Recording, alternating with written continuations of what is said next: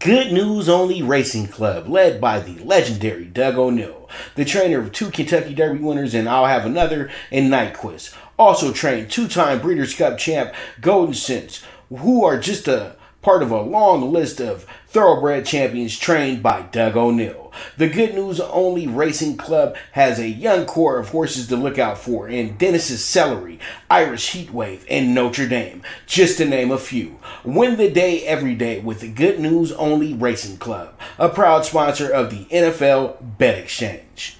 From the East and the West, you've heard others, but now you've tuned into the best. This is a Prime Wave Media production.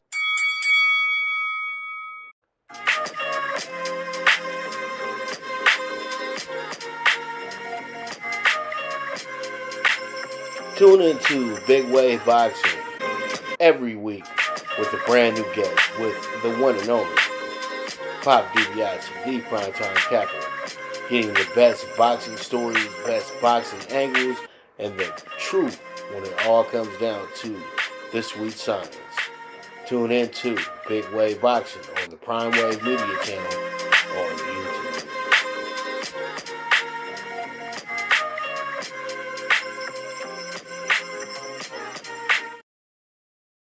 Up world, it's the one and only Pop DiBiase, the primetime capper, and it is time for Big Wave Boxing, the sweet science. And man, today I do have a special guest with us, 2022 PBC Prospect of the Year, none other than Mr. Michael Angelletti, the boxing realtor, is in his house. Well, he's over there in the beautiful state of Texas. By way of H-Town, I'm guessing right now because since you're a realtor, I know you're moving a little bit. So, you know, so I know everything's everything. So how you doing today, sir? How's everything going with your Friday? Doing good. I just finished up some road work and chilling at the moment. Headed to the gym later on, but chill day to day so far. All right, all right. So busting out those 2 days. Everybody knows championships are won in the gym. That's straight up. Just like they say, for every sport, literally, pretty much. So, how long have you been in boxing? How long have you been doing it? I know you're a realtor as well too, but we'll say that for the people you selling houses to, we'll talk about your boxing life here. You know what I mean? So pretty much, how long have you been in the boxing in the boxing world? When did you start as an amateur, if you did start as an amateur? And how long have you been pro as well too? So I started boxing in 2011. So I've been pro pretty much for about 3 years now, and altogether total I've been boxing for 15 years, just about 15 years. Okay, all right. So it seems like you started off in the how all of us pretty much start off in the world of combat with our fellow peers and everything like that. Then you get a little good at it, and you go to the gym and see that it's a little fun. That's what it kind of seems like to me. So what really inspired you to get into being a boxer and everything like that? You're a smaller guy, you can do a lot of things, but what attracted you to boxing? Man, I was always fighting in school, and so I already had a love for fighting. I just like fighting. I was just a fighter. But what really got me was I seen Roy Jones. I seen a highlight tape, Roy Jones Jr. and that kind of made me want to box. And then like one day I seen a boxing gym. I was supposed to be at like basketball practice, skip practice. Decided to go to the boxing gym, and then the coach invited me in, and then it's been history ever since. Man, that sounds pretty cool. That sounds really, really fun, man. That's how it went down. And you know what? It's always good to have that basketball background when you boxing, man, because that footwork that people talk about. I coached basketball for a while. I played ball as well too, but that footwork that people talk about, that always comes in from those defensive drills and sliding and moving and making sure that you're cutting off your man and everything like that. So it's all the same. It's all the same rhythm, but it's just a different sport. But it's the same exact footwork, though. You know what I mean? So that's awesome that you were a basketball player as well too. So that's good to see. That's where you can see a lot of your skills come out as well too, man. Very athletic boxer as well too. Very fun to watch. And I think that's pretty good right there that you were a basketball player as well too. Yeah, I was I was playing basketball, but that wasn't really my thing. I was a good football player. That was my first love for sports was football first. So I pretty much did everything while growing up. Played all the sports while coming up. But football, yeah, was my first love for sports. I'm not surprised. You're from Texas, so that means in New Orleans as well too. Let me not just let's remember he's from Nolia as well too. So pretty much, football is in the blood. I already know. So that's the first thing that they put in your crib, and so you got to make sure that you play that game. And usually, since boxers, if you're a physical person as is, of course you'll love some football. So it is what it is at the end of the day. What are your plans moving forward though? In this game, you know what I mean? You're 9-0, 7 knockouts. You're at bantamweight. It's kind of a hotbed division at this point right now. What are your plans with it for right now and possibly the next 18 months as well too? Plans right now, we trying to get a couple 10 rounders, maybe like 2, and then we gonna push our shot for a title shot. So we on a fast track. We moving fast, and everybody in my team is all behind me. My coach is behind me. Everybody is in agreement. We want to get us like 2 10-round fights and then go for it. All right. So is the title chase coming in the near future? I know you just said that, but how long do you estimate that time? Because you look like you're a planner, you're a real estate agent. So I know that you have to do things and organize things. So do you have a timetable when you're ready to chase this championship? I feel like I'm ready right now, but my team has to be in agreement. They think I'm ready right now too, but we just want to get our feet wet. But a couple of 10 rounders, I've been stopping everybody. They just want to make sure I'm ready for the longer fights when I gotta go, all 10 rounds or all 12 rounds. So they want me to get my feet with that. But we all in agreement that I'm ready right now. So I said this time next year we should be there. Shouldn't be no reason why. In your last 3 fights, I was looking at them specifically, and I saw that these were all bigger cards that were all Showtime cards. But some of them you were on TV, some of them you might have been on the YouTube portion of the card as well too. How was that? How is it to jump from just being at the level of possibly just doing the little club shows and things around Texas, and then jumping into these PBC cards and things like that? How was that? How was that transition for you? Well, I've been with PBC for all 9 of my fights. Okay, okay. Yeah, I've been with I've been on pretty big cards ever since I started. I mean, the only difference would be my first 2 fights, first 2 or 3 fights was in a bubble back when COVID first started, and so we had no fans. It was nothing but judges, the referee, and pretty much the broadcasting people. Mhm. So the difference now from when I first started is just having the audience and the crowd and the people screaming and cheering like that. So that's the difference right now. Okay, and then I see your last 3 fights. They were all step up fights. Nobody can even question what you went through in these last 3 fights. You fought against an undefeated guy. You fought against a guy who was 20-3, and then you just recently fought against another guy who was undefeated. How was all 3 of those fights for you?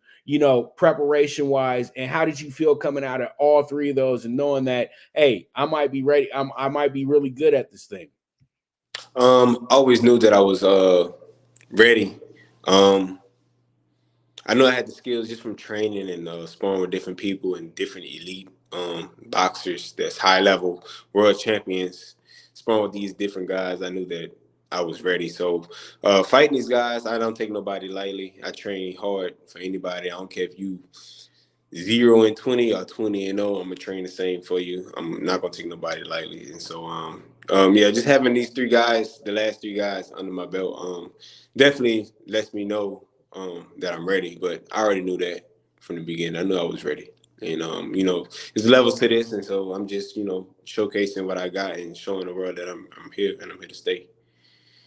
All right, and you just said you top level sparring, all that good stuff, and you always know the fans. This is what they always want to bank things on. Who are these famous guys that you've actually sparred with over the years? I spoke with several different guys, but some of the top guys that I sport has been like let me see, Raymond Savage Ford with the zone and matchroom, Oceanique Foster, Shaki Foster, He a world champion, and of course Shakur Stevenson. So sparring these guys several times lets me know that I'm ready. You know, I'm sparring top guys and we going at it, we iron sharpen iron, and just sparring those guys let me know that I'm ready, and I'm ready to go for it. And what was the experience like with Shakur? Since he's seen as a master boxer and everything like that. What was that experience like, and what did you learn from that experience as well too? Definitely take some of his tricks and still some of his moves for sure I'll be using. But definitely he's very patient. He is a master boxer, and I love the work that we get with him. But of course I know it's mutual. He feel the same way about me. That's why we sparred several times, and so like just to say that that's how I know I'm ready. You know, these guys he give me my props, and I definitely give him his props. He cold. All right. So as they always love to say, iron sharpening iron. And that's an incredible partner to have when you are sparring and everything like that, because that just prepares you for the big fights. And that seems to be very prevalent with you as well, too, the way that you were able to perform in these last three fights. So that's very interesting to know that, you're getting the best type of sparring that you can get and the best type of training, because Houston is a really, really big hotbed right now for some pretty good boxing and everything like that. How do you feel about that? And do you feel like your city is making some real big strides towards that? I know that Charlo just lost, but that's not a big deal. But at the end of the day, do you feel that Houston is really putting themselves on the map as one of the top boxing places at this point? For sure. If not, we probably the best as far as, a lot of high level athletes. And I mean, we still, I named three guys, but we got a lot of different guys that come in from other cities to come here for some work. And so it's always good work here, always. So yeah, definitely a hot bid right now for work, for good work. And what's the gym that you work out of? Shaletti's boxing gym. Okay. All right. So you guys make sure you walking in that gym, you better be ready to throw some hands, because it sounds like they'll embarrass you. Oh, you still with me, brother? Uh-oh.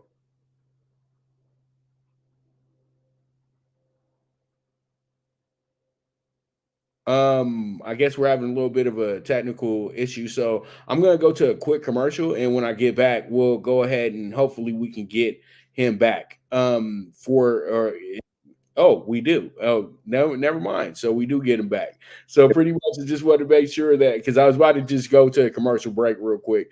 But we got you back, so it's all good. All right. So you're in the bantamweight division, 122. As I said before, this division, huh? 18. Bam. 18. 18. Sorry about that. 118, First, 120.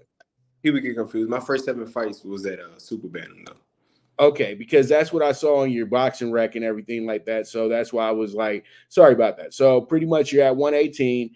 And so I can still ask you this question because he's the man at both of these divisions. But what's your thoughts on the Inoue the Monster and his impact on the division? Because pretty much when it comes to your division, that's the most talked about name. He's the undisputed champ, all that good stuff. I think he's good.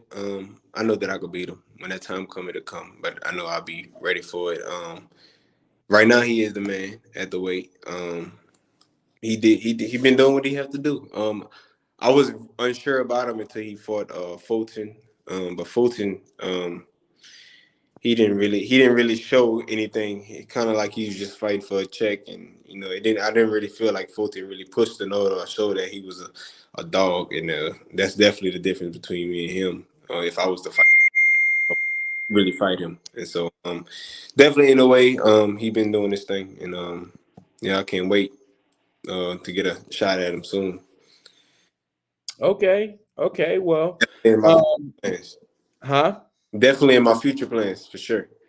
Well, everybody, and it's funny because they say that, you say this about Hanoi, but then when you get in the ring with him, it's a different story. Do you think that you can be better than that? You know what I mean? Because a lot of people say that, they can beat him, but, you got to fight him. You got to get in that ring and see exactly what it's all about. Do you feel that you could walk in there and be fearless, in that situation? Because I think maybe the stage was a little bit too much for our boy Fulton, just tad bit too much for him.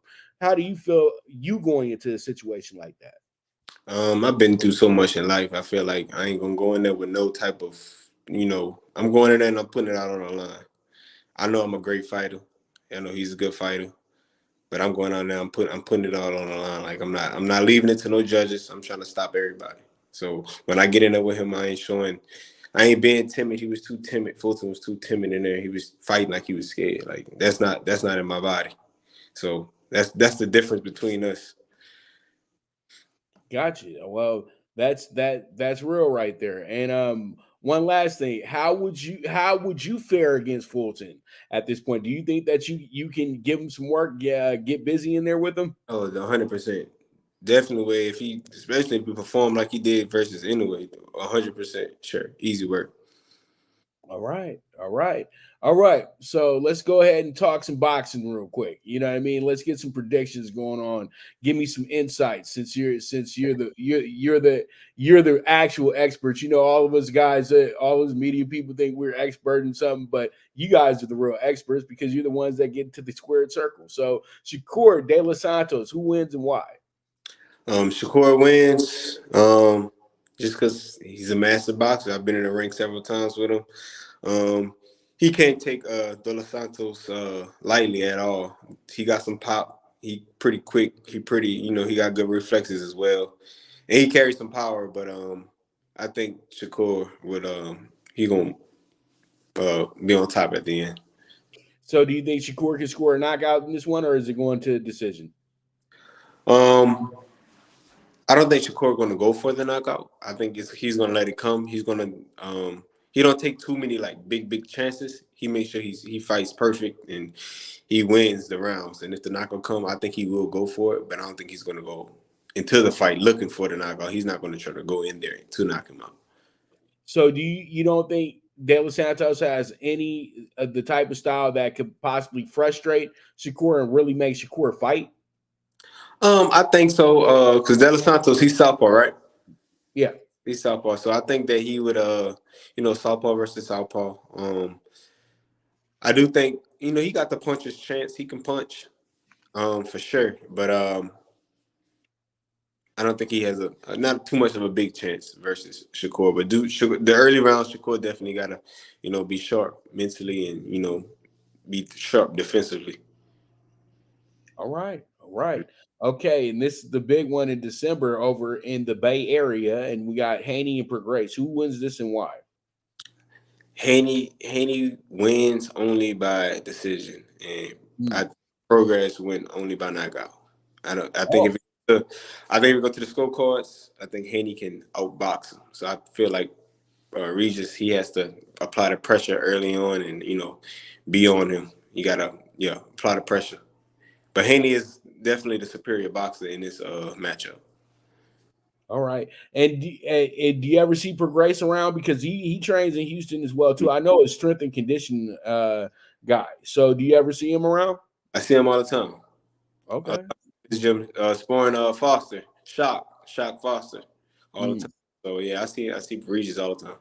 All right, all right, all right. Because I know Houston, you guys all better know each other. It's big, but it ain't that big. I've been there plenty of times. Houston compared to Dallas, but I'm gonna keep it real with you though. Houston beats Dallas by a country mile, boy. I'm telling you right now. I know I like Dallas, but Dallas is too busy trying to be a big city. Houston is just like, you know what? We just chilling. We just having a good time out here. We got a little downtown over here, but we got a lot of other things going on around here as well too. You know what I mean? So I like Houston, man. It's a fun little place. All right, so we move forward and let's go ahead and talk about the fight that they had. They had the press conference for it yesterday. The initial presser. Who do you have winning? Benavidez and Andrade. Who wins and why? Man, this is a 50-50 fight. It's a really good matchup, but I'm going with my stablemate Andrade. Oh, look at that! And I didn't know that. Would you We do got you the have same. the We got same the same. manager? Yes, we do. We Okay. with PMG. Yeah. Yeah. I'll send it to you. Me and Demetrius, we had our interview years ago back in Miami, Super Bowl week. He was defending his title. As the main event for Jake Paul's initial first fight. I was there that night in Miami. They made a makeshift arena and everything like that. But watching Boo Boo live, it doesn't matter what people talk about. The guy it's fun watching him fight in person, and he's a good fighter who can really expose a lot of things in that fight as well too. I know a lot of people just don't like it because he was, let's keep it real, he was avoided for a reason, because he has a style that can really, make your style not look that good, because his style is kind of, like the drunken master in a sense. The guy is really good. Mm-hmm. He's an awkward fighter, but he carries pop, and that's why he's avoided. Right. Yeah. Right. I always say to myself, the Charlo brothers had plenty of times to fight him, but why not? You know what I mean? Like, there's a reason for that. You know what I mean? There's always a reason, because I know you guys are never scared of each other. I tell these people all the time, every day. Boxers are not scared of each other. If they're at the highest level, they're not going to be scared to fight each other. They'll go in there, spar each other, all that good stuff. But sometimes management is talking too much. Sometimes somebody might not get the memo over to these people, or these people just don't want to offer you nothing because they can't take the risk. It's that simple. You know what I mean? And, they trying to make sure their dollars is right before they make that risk, Yeah. Yeah. So, there's so many things it's so much that goes on with this. But when it comes down to this fight, do you think that possibly if David Benavidez is able to win this fight, will he get the Canelo fight after that? Man, he been asking for, both of these guys been asking for, but I see both of these guys the only guys at 168 that can beat Canelo. Oh, okay. Well, If I had to pick anybody, it'd be these guys that could beat Canelo. Both of these guys. All right. Nobody else could, but yeah. Well, you're right, man. I'm gonna keep it real with you. 168. Let's keep it real. They don't really have much up there. You know what I mean? 160 don't really have much up there either. And it's crazy because 160 is was a glamour division for a long time, and it's crazy to see 160 and the heavyweights kind of go by the wayside. Like, when I see people mentioning cruiserweight fights more than those fights, it's kind of a problem. You know what I mean? Because you got to go where the dollars is at, man. So Fury Usyk, that's why I'm even bringing up heavyweights. Who wins this one and why? And how big of a fight will this be? And do you think that this fight will consummate the best year in boxing probably in the last 20 years? Oh, definitely. This is definitely top. We already had a lot of big fights to start the year off with. But this matchup here, Fury for sure. I don't think nobody beats Fury. I think Fury is one of the best, heavyweights ever. I don't think he's the best heavyweight ever, but he's definitely top. He's top. Just because of his size, the way he moves for a big guy that's like, 270 pounds. He moves really well for a big guy, and I think they're just hard to deal with for anybody. So I think and Usyk, he's a smaller heavyweight, or at least way smaller than Fury. So I think Fury is gonna come out on top in this one as well. All right. And do you feel like Fury is somewhat holding up the game a little bit, because the heavyweight division is really important, but it's really important to have guys fight each other as well, too. Do you feel like the once or twice a year fighting is kind of holding up that division and in an overall sense, possibly holding up the sport? In a way, yeah, but at the same time, you got to get these guys to fight. You got to get these guys to fight each other and, sign contracts and get together. I don't think Fury is worried about any other heavyweight. I think his only worry at the time was Deontay Wilder, and he already passed that test. I don't think he has no worries about any other heavyweight. Okay. Well, I just say that because, he spends a lot of time just bullshitting. Let's just keep it real. You know what I mean? And, you really can't do that in this division. Like, you expect heavyweight champions to fight every 90 days or every 4 months or so. So they can keep things going, so they can get guys like you on cards and things like that. So the business can keep going. But I know that you're going to get on cards regardless. So that's going to happen. But all in all, though, how do you feel about the current state of boxing, especially in your division, do you feel that possibly you're in a division that is much better than what most divisions are, because everybody who's a top guy has to fight each other in your division. Everybody, nobody can just avoid a guy. You know what I mean? You have to go at the best. Do you feel that makes you that? Do you feel that makes you that much better when you go into the gym and when you approach these fights? Oh yeah, when I approach these fights, you gotta take it seriously, and you gotta train because you're in a hot. I know I'm in a hot. I'm probably not the hottest weight class. Of course, that'd probably be like 135, 130, the welterweight division. But definitely, we're right behind me. Right behind those weight classes, being at 118, 122. So definitely, you gotta stay sharp and yeah, I gotta stay sharp. I gotta make sure I'm on my P's and Q's and making sure I'm doing what I have to do because I know my time will come at any time and I need to be ready for it. All right, man. I like what I'm hearing. Also, what's your end goal in your boxing career? What do you say to yourself that okay, job well done, 10, 15 years from now? What do you see yourself as, and what's the end goal with your boxing career? What do you want to be remembered as?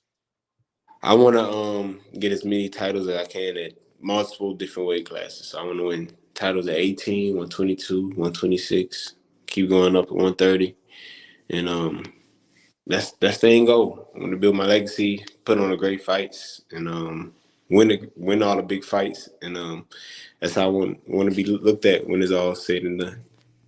All right. Well, what is your next fight date, and where can we find that at?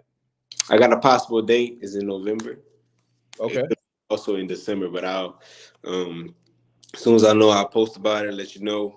But definitely, I have a fight before the year is out. All right, sounds good. Sounds good. Okay, so before I let you go, because I know it's a busy day in Texas, you got to get back to your training and everything like that, and all that good stuff. So pretty much anybody you want to send a quick shout out to, or anybody you want to, somebody might owe you some money, you might want to let them know about that. Oh The floor man, is yours, brother. shout out to PBC and L Heyman and the team PMG and the wifey at home. Shout out to them. Without them, none of this would be possible. I want to thank God too. Thank you for having me on, and that's it, man. All right, man. Hey, Mike, I thank you so much for coming on to the show and everything like that. Thanks for answering back right away and all that good stuff. And man, I'm rooting for you. I see an undisputed champion in the future, man, and hopefully everything works out the right way. And man, just keep chugging. And man, let me know when you get over to Vegas, and if you need any gyms or anything to train at, just let me know. I got you. Heard. Appreciate you. All right. So with that, that's going to be another episode of Big Wave Boxing, the Sweet Science. And that's a wrap.